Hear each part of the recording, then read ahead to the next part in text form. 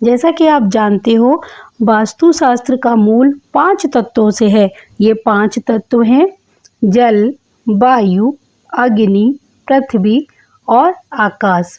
तो ये 5 तत्व हमें हमारे घर में देखने को मिलते हैं।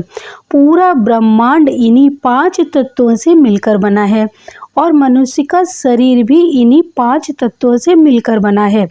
जब भी कोई एक तत्व असंतुलित हो जाता है तो हमारा पूरा जीवन ही असंतुलित हो जाता है। इसीलिए आप जो भी काम करते हैं, आपका जो भी व्यवसाय है, अगर आप अपने व्यवसाय के मूल तत्व की जानकारी नहीं रखेंगे तो आपको अनजाने में ही बहुत नुकसान उठाना पड़ सकता है। अपने भवन में कोई भी चित्र लगाने से पहले अपने व्यवसाय का तत्व जानना बहुत ही ज़्यादा ज़रूरी है। तो सभी लोगों को जय माता दी। आज हम जानेंगे अपने काम के अनुसार हमें अपने घर में कौन से चित्र लगाने चाहिए। 5 तत्वों से संबंधित कौन कौन से चित्र हम अपने भवन में लगा सकते हैं और कौन से चित्रों से हमें बचकर रहना चाहिए। तो पूरी जानकारी आपको मैं देने वाली हूँ। पूरा वीडियो देखिए, बीच में से स्किप करेंगे तो आप महत्वपूर्ण जानकारी से वंचित रह जाएंगे। इसीलिए आपके मतलब का आज का हमारा टॉपिक है।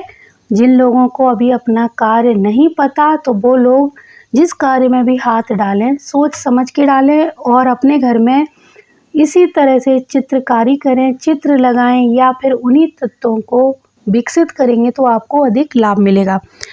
तो अलग अलग कार्य की ऊर्जा को विकसित करने के लिए अलग अलग तत्व होते हैं और अलग अलग सजावटी वस्तुएं या पेंटिंग घर में लगाई जाती हैं।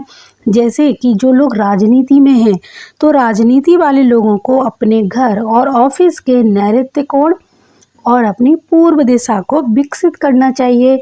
इन दिशाओं के वास्तु दोषों को दूर करना चाहिए, क्योंकि जैसे आप जानते हो नैऋत्य कोण है जिसका संबंध सामाजिक रिश्तों से होता है और इसी तरह इसका भी संबंध हमारा राजनीति से होता है।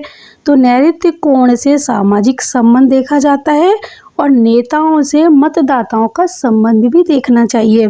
तो अपने नैऋत्य कोण के वास्तु दोषों को दूर करना चाहिए। अगर आप राजनीति में हैं, आपको इस कोण से नीले, काले, हरे रंग को दूर करना है। यहाँ पर टॉयलेट, सेप्टिक टैंक नहीं बनाना है। इस दिशा को साफ स्वच्छ रखेंगे, भारी रखेंगे, मजबूत रखेंगे, वास्तु के अनुसार रखेंगे तो आपको राजनीति के क्षेत्र में बहुत ज़्यादा सफलता मिलेगी।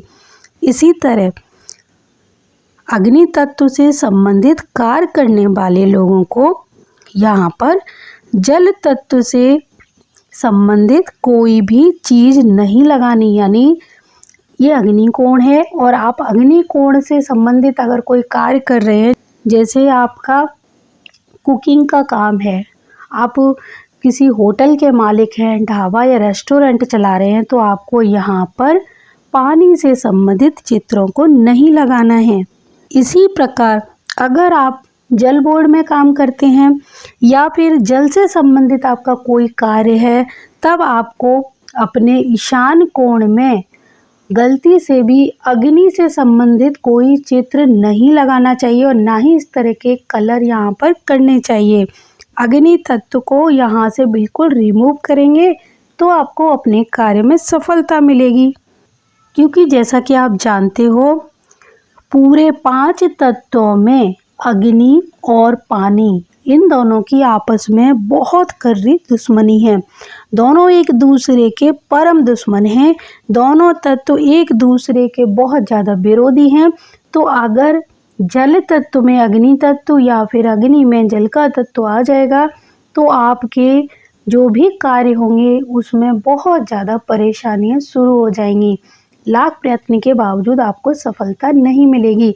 तो जल से अग्नि और अग्नि से जल तत्व को आपको रिमूव ही करना पड़ेगा। जैसे कि आप किसी होटल के मालिक हैं या होटल चलाते हैं तो आपको अपने मुख्य तत्व यानी अग्नि तत्व में जल तत्व से संबंधित कोई भी चीज़ इस एरिया में नहीं रखनी चाहिए। कोई पेंटिंग आप लगाएं तो यहाँ पर जल तत्व से संबंधित पेंटिंग नहीं होनी चाहिए। यहाँ पर मोमबत्ती का चित्र लगा सकते हैं, ऋषि मुनियों का चित्र लगाएं जो हवन कर रहे हैं, यहाँ पर लगा सकते हैं। लेकिन यहाँ नदी, झरने, सफ़ेद या नीले कलर का प्रयोग नहीं करना चाहिए। अगर आप भूमि, भवन या फिर बिल्डिंग मटेरियल सप्लायर हैं तो आपका मुख्य तत्व होगा पृथ्वी तत्व। तो पृथ्वी तत्व अगर आपका है और आप इस तरह के कार्य को करते हैं तो अगर आपको अपने काम को और बढ़ाना है तो आपको अपने ऑफिस के नैऋत्य कोण, ये वाला जो कोण है, यहाँ पर आपकी टेबल होनी चाहिए और इसके पीछे जो दीवार हो उस दीवार के पीछे आपको किसी ग्लोब की पेंटिंग लगानी चाहिए। पहाड़ों की पेंटिंग लगा सकते हैं यहाँ पे, जिसमें पानी या झरना नहीं होना चाहिए। इसके साथ ही साथ आप अपनी टेबल पर भी किसी ग्लोब का चित्र या स्टैचू रख सकते हैं। आप अपने पीछे पृथ्वी तत्व से संबंधित चीज़ें रखेंगे। यहाँ पर आप मिट्टी से बने हुए कोई भी स्टैचू रख सकते हैं, कोई भी मूर्तियाँ यहाँ पे रखी जा सकती हैं।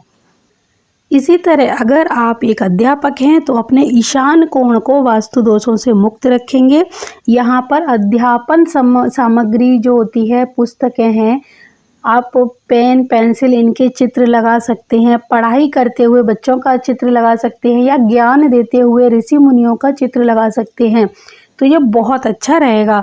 और यहाँ पर जल से संबंधित आप चित्र भी लगाएंगे तो बहुत ही अच्छा रहेगा, जिसमें पहाड़ या झरने नहीं होने चाहिए। पीला और लाल रंग भी इस एरिया में नहीं होना चाहिए। इसके साथ ही साथ आप यहाँ पर ज्ञानवर्धक पुस्तकों और माँ सरस्वती जी का चित्र लगा सकते हैं। डॉक्टरी चिकित्सा से संबंध रखने वाले लोगों को अपना जो उत्तरी ईशान कोण है इसको स्वच्छ, साफ सुथरा रखना है, वास्तु दोषों से मुक्त रखना है। यहाँ पर भूल कर भी टॉयलेट, सेप्टिक टैंक या रसोई घर नहीं होना चाहिए। लाल या पीले रंग का प्रयोग भी यहाँ पर नहीं होना चाहिए। इस जगह पर आप क्या कर सकते हैं, कौन कौन से चित्र लगाएंगे, यहाँ पर आयुर्वेदिक संबंधित जो चित्र होते हैं, जैसे कि तुलसी का जो प्लांट है उसको भी रखें और तुलसी के प्लांट का चित्र भी लगाएं। यहाँ पर पुदीने आदि जो हर्बल जड़ी बूटियाँ होती हैं उनके चित्र आप लगा सकते हैं और उनके छोटे छोटे प्लांट भी रख सकते हैं।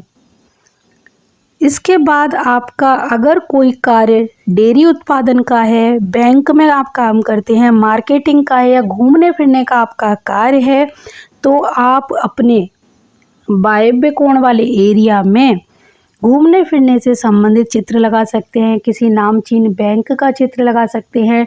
डेयरी उत्पादन का काम है तो किसी नामचीन डेयरी का यहाँ पे चित्र लगा सकते हैं।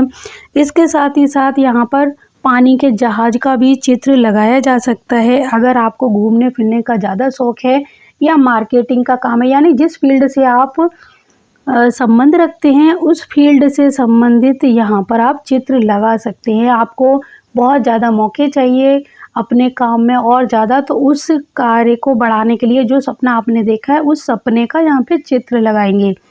तो आपको अपने घर के इन पांचों तत्वों को चित्र के द्वारा भी बैलेंस करना चाहिए, जिससे कि आपको अपने कार्य में सफलता मिले।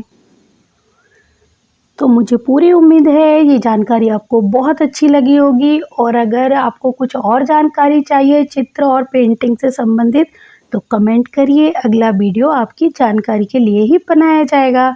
तो जय माता दी, जय गुरुदेव और जय सिया राम।